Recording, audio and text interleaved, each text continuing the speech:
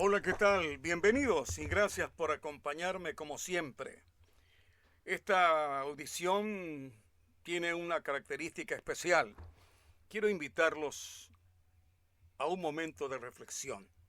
La audición es Haga memoria conmigo. Y la memoria es muy importante para los pueblos que no quieren sucumbir, que no quieren caer en las trampas de los autoritarios, que no quieren perder la democracia.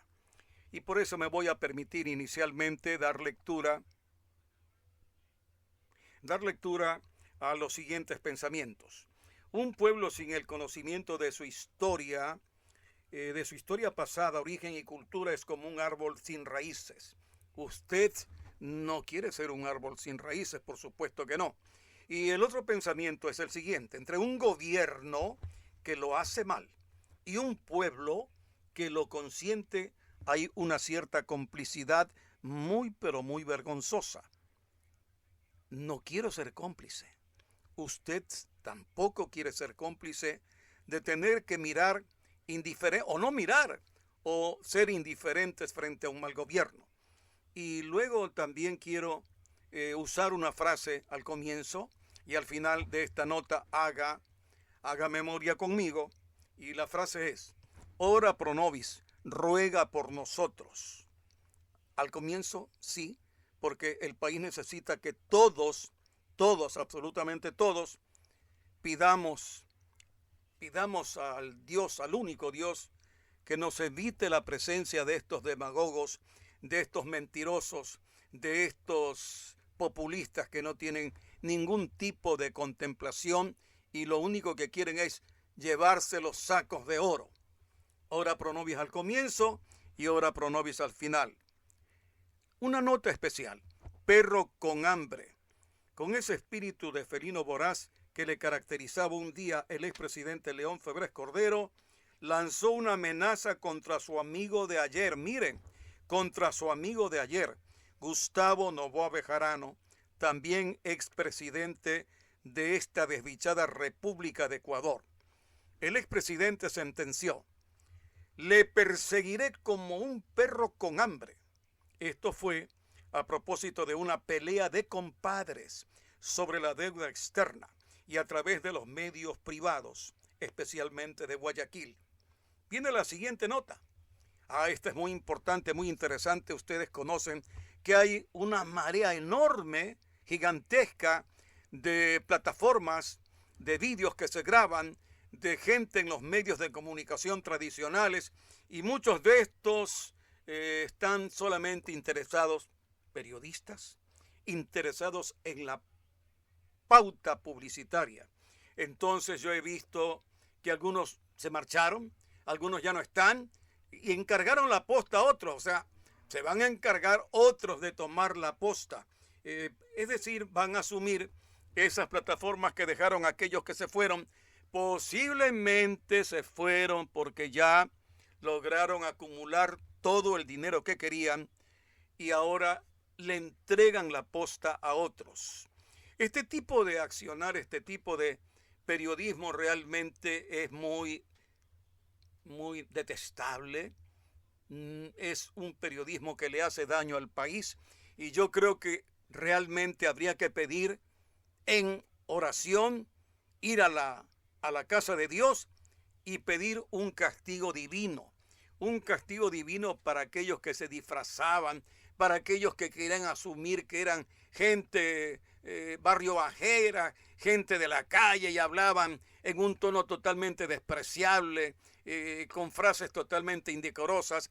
Y lo terrible era que unos políticos que querían, incluso en esa plataforma que más parecía un estercolero, querían ir e iban para intentar tener su minuto o sus 15 minutos de fama. Algunos ya estaban totalmente salidos del escenario político y no tenían problema. También para ellos un castigo divino, por supuesto que sí. Ahora rápidamente, recordemos algo muy importante para el país, una nota que no la podemos olvidar. El doctor Huerta Montalvo expresó hace mucho tiempo que Ecuador corría el riesgo de convertirse en una narcodemocracia. Eso dijo el doctor Huerta porque se detectó que había cierta penetración del narcotráfico en las instituciones del Estado. Algo que para él en ese tiempo, 14 años después, ya era una terrible realidad. Otro punto importante para hacer memoria. Hagamos memoria, haga memoria conmigo. La sabatina, muchachos. La revolución digital utilizada por el aparato comunicacional del gobierno ecuatoriano, del gobierno de Correa, en vez de traernos una perspectiva emancipatoria de la comunicación, como lo deseaba el periodista Ignacio Ramonet, reproduce los vicios de la mercantilización, de las megacorporaciones digitales y del control político de los servicios de inteligencia contemporáneos. Oh, por supuesto, las famosas ladratinas. Qué tediosas. 4 horas.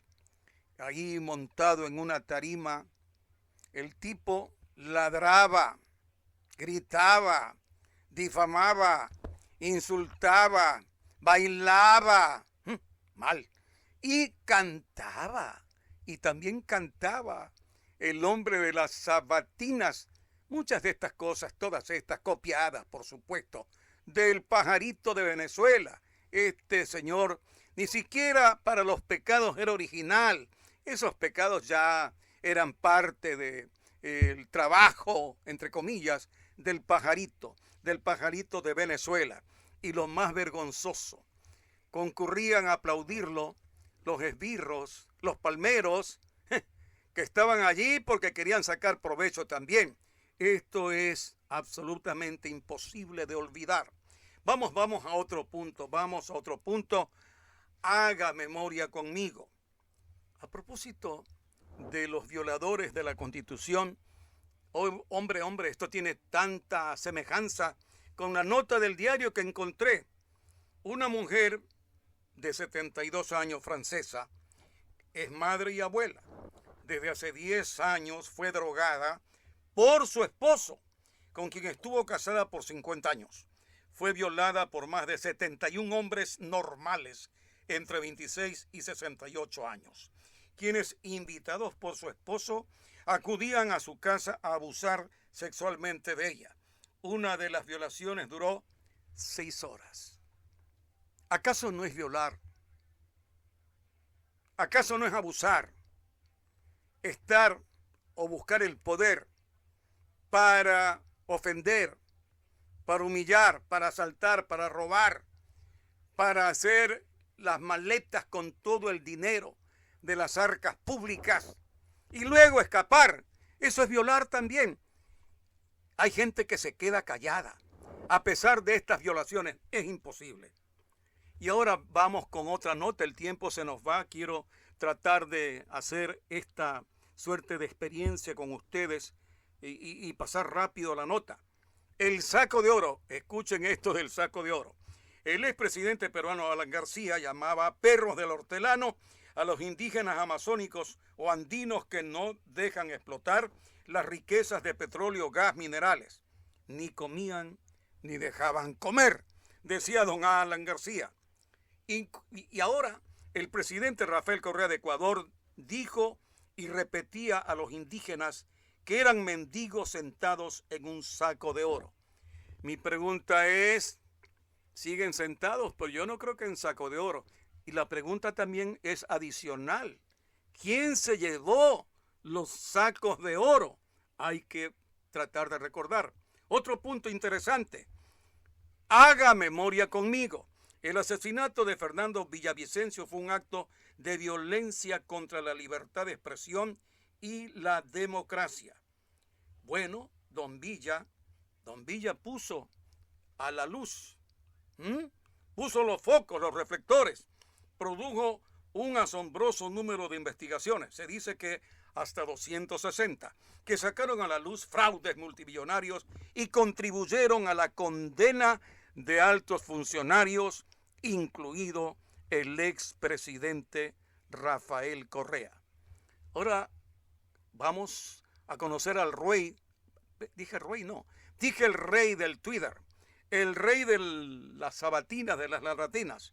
Hay un estudio que dice que Correa era uno de los líderes que más interactuaba con sus seguidores. Cabe destacar que la cuenta Masi Rafael es manejada por el mismo exmandatario. No obstante, cuando era presidente de la República, también la operaba un equipo de social media liderado por Community Manager. Correa también ha protagonizado varios momentos de polarización y conflictividad con otros líderes políticos, periodistas e inclusive ciudadanos. Uno de los ejemplos más notorios y relativamente recientes es el que protagonizó con el alcalde de Guayaquil, Jaime Nebot, a propósito del caso Odebrecht. Por supuesto, un montaje. Uno de los tantos montajes entre los compadres. ¿Recuerda usted el conflicto del presidente Febres Cordero con el señor expresidente, que ya lo expresé y que ustedes lo recuerdan? Vamos con otro punto más. Haga memoria conmigo. Meter la mano en la justicia. Esa fue la propuesta del presidente Rafael Correa, con la que empezó la debacle del sistema judicial ecuatoriano, propuesta que la sometió a consulta popular para que el pueblo le diera los plenos poderes para hacerlo, como en efecto lo hizo. Pueblo cómplice. Gobiernos malos, gobiernos corruptos, pueblo cómplice. ¿Por qué? ¿Por qué? Porque le dio el voto. Es decir, le aprobó meter la mano a la justicia. Es decir, un violador del Estado de Derecho que fue aprobado por el pueblo, un pueblo cómplice. El prófugo Correa odiaba a los medios de comunicación, tenía siempre, en las ladratinas tenía expresiones muy difamatorias contra los medios de comunicación. Vamos a ver qué pasaba con el señor vocero de Putin. Rafael Correa, entrevistador estrella de el canal ruso RTV, canal propagandístico de Putin. Rafael Correa ha hecho más de 60 episodios de su programa en RT, el cual sirve para difundir ideas contra Estados Unidos y Europa. Este marzo, dice la nota, se cumplen 6 años del programa Conversando con Rafael Correa en Russia Today, el canal al servicio del Kremlin para desplegar su aparato propagandístico. El expresidente Rafael Correa, que ha hecho más de 60 episodios, es el único perfil de ese nivel que tiene su espacio de entrevistas para posicionar las críticas contra Estados Unidos y Europa y alabar el socialismo del siglo XXI. Esto es increíble, pero el ex presidente del Ecuador, que tanto odiaba a los periodistas, de un momento a otro, se convirtió en vocero periodista del señor Putin. Otro punto más, el ataque a Ecuador. El señor Rafael Correa, expresidente, soltó varios insultos y habló hasta de guerra. Para el expresidente Rafael Correa no basta con que países de la región señalen a Ecuador de violar la norma internacional. No, él quiere ir más allá. Él pide más. Él habla con gran énfasis de que lo que sucedió es una causa de guerra. Sí. Y a continuación agrega, tenemos que ir a las acciones. Si no existen sanciones concretas, esto quedará en la impunidad y será un precedente nefasto. Esto se trata del asunto que conocen de cómo el gobierno asaltó, dicen, la embajada de México en la ciudad capital. Otro punto más, haga memoria conmigo, por Dios. La polilla Polit. ¿Cómo fue el comienzo de Polit? Según la nota, empezó como vistaforador en las aduanas. Claro, ¿quién no quiere estar en las aduanas de Ecuador? Yo conocía muy paupérrimos individuos que buscaban una designación en las aduanas de Guayaquil como vistaforador. ¡Oh, Dios! Se forraban estos miserables. Después el señor Polilla Poli fue gobernador del Guayas, en el gobierno del señor Lucio Gutiérrez, de quien al final de su breve régimen fue secretario particular. Este fue el contralor que adoraba a Correa. Fue un contralor 10 sobre 10. Nuestro contralor, decía Correa, orgulloso. El hombre que convocaba no solo a Correa, sino también a quien entonces fungía como líder de la oposición, el alcalde de Guayaquil, Nebot. Las imágenes de los tres, hay una imagen, juntos, persignándose durante la ceremonia de inauguración del nuevo edificio de la Contraloría en Guayaquil, repetidas entonces hasta el infinito en las redes sociales, quedaron grabadas en la memoria colectiva. Yo creo que no. Hay muchos que olvidaron ya esto, por eso lo recuerdo.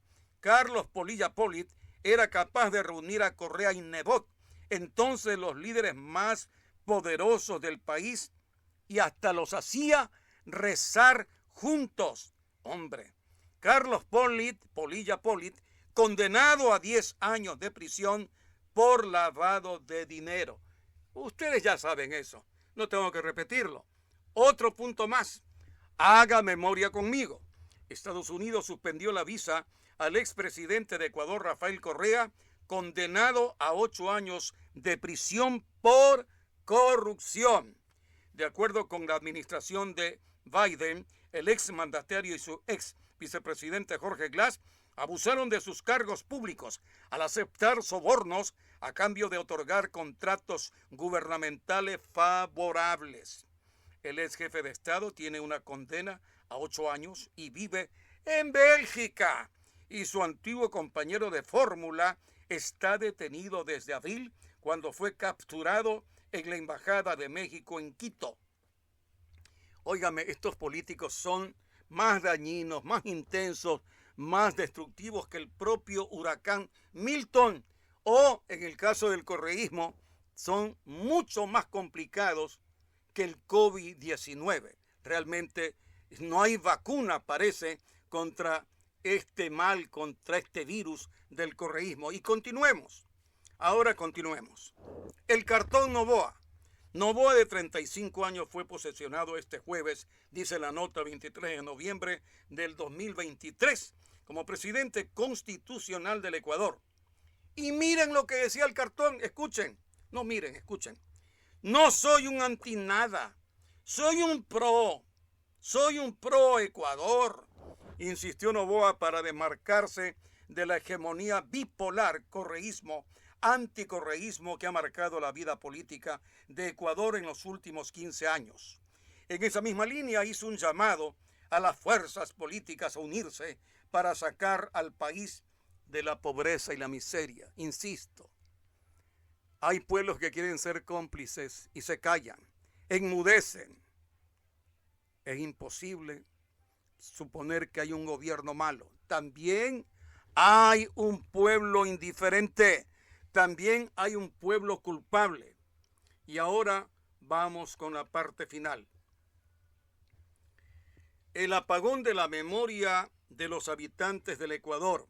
Sí, no solamente el apagón que está actualmente padeciendo el país, no solamente la falta de energía eléctrica, sino, esto es terrible, la falta de respuesta que los pueblos dignos tienen que dar, tienen que abiertamente criticar a los poderes como los que aquí en el país hemos tenido que padecer, poderes que solamente intentan llevarse los sacos de oro. Y finalmente, yo pienso que hay una nota, que no es una frase inédita, pero en los 10 años de gobierno de Rafael Correa, le escuchamos permanentemente una frase, que es la que tenemos que utilizar al final. En esta oportunidad yo les dije que los invité ya a que hagan memoria conmigo. Esa frase, prohibido olvidar, que la repetía hasta el cansancio en las, no sabatinas, esas eran ladratinas, en las intervenciones, en todas partes, a donde iba el prófugo en todo acto colectivo o de masas. Somos culpables, yo pienso que somos culpables. Si no reaccionamos, si no nos levantamos, si nos quedamos cruzados de brazos, si tomamos la postura del avestruz, somos completamente culpables. Y termina la nota así. Con el prohibido olvidar, ¿qué hacía el prófugo? Obligaba, compelía a quienes le escuchaban y sobre todo a sus seguidores a no olvidar lo que los malos gobiernos anteriores al suyo habían hecho en contra del Ecuador y su población, o dejado de hacer en perjuicio de ella. Decía palabras más o palabras menos que no se debía olvidar a los corruptos, a los ineptos, a quienes se beneficiaron a título personal del erario nacional. ¿Qué les parece? Esta es la parte final. Yo creo que no hay que olvidar nunca. Prohibido olvidarte, prófugo. Prohibido olvidar a los que le acompañan, a los esbirros que nuevamente intentan, para terminar con la democracia, volver al poder. Prohibido olvidar. Obviamente, yo creo que este es un buen ejercicio. Los convoqué a hacer memoria conmigo. Haga memoria conmigo y remato así. Ora pro nobis, ruega por nosotros. Gracias.